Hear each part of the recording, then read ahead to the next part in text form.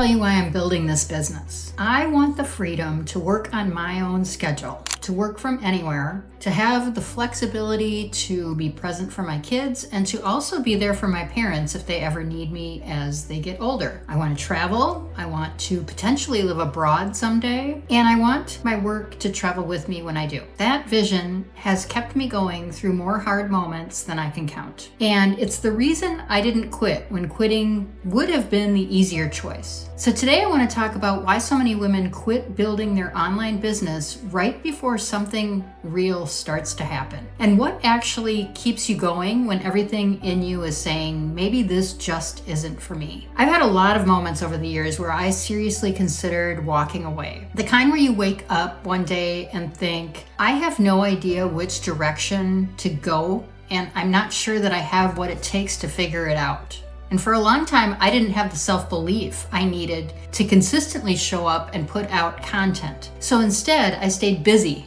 in other ways, researching, buying courses, convinced that this time was finally going to be the thing that broke me out of the rut, looking for the right system, the right platform, the right person to follow. I stayed busy and I thought I was doing something, but really I was just spinning my wheels. And after a while, I'd find myself back in the same funk, wondering if I was actually cut out for this path. So if you're in that place right now, busy but not actually building, I want you to know that it's not a sign that you're not meant for this. It's a sign that the busyness has become a substitute for the thing that actually feels scary, which is showing up, saying the thing, putting something real into the world and letting people decide if it resonates. Busyness feels like progress, but it's usually just a comfortable way to avoid the vulnerability of actually being seen. So here's what I've noticed about the moments when quitting feels most tempting. It's almost never when things are going terribly. It's when things are going slowly. I mean, terribly is obvious, right? You pivot, you adjust, you try something different, but slow is insidious because slow looks exactly like not working. You're showing up, you're creating, you're putting in real effort, and the numbers are still small. Engagement is low, and the growth is still invisible. And everything around you is telling you that if it were working, you'd know by now. You see someone else's overnight success and wonder why that's not happening for you. And you compare your chapter 3 to someone else's chapter 20 and decide you must be doing it wrong. I did this more times than I'd like to admit. I'd be in the middle of building something real and talk myself out of it because the traction wasn't coming fast enough. Most women quit right before the compound effect actually kicks in, right before the content that they've been creating starts to build on itself, and before the audience that they've been growing starts to tip into something more meaningful. The women who build something real aren't necessarily more talented or more strategic. They're the ones who stayed when staying felt pointless, who kept showing up when nobody seemed to be watching, who trusted their vision on the days that the evidence wasn't there yet. The thing I always came back to through every pivot or moment of seriously considering a different path was my vision and my why. Both have evolved over the years, but the core of it has stayed the same. I want freedom, not just from a corporate schedule or a boss, but from the kind of dependency that comes from building inside someone else's system. I want work that belongs to me, that travels with me, that keeps running whether I'm in Minnesota or somewhere in Europe or sitting with my parents when they need me. That vision didn't make the hard moments more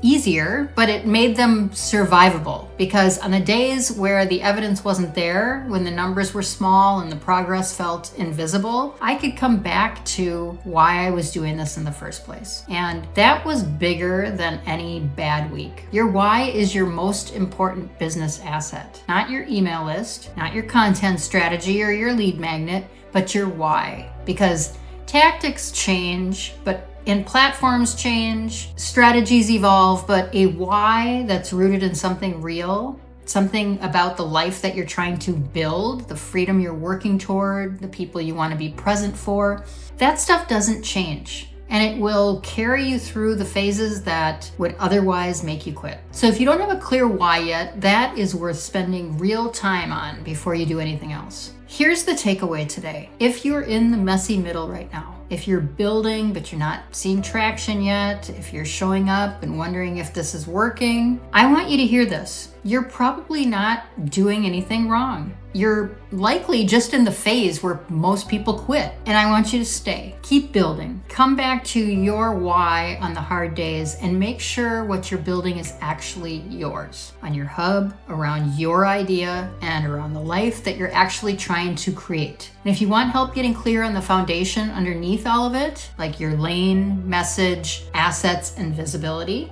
the Authority Audit will show you exactly where your gaps are. I will put the link in the description, and I'd love it if you'd drop a comment before you go. The why that keeps you going when building feels really hard. I would love to know. And naming it out loud is actually more powerful than most realize. And if you found this video helpful, please like and subscribe, and I'll see you next time.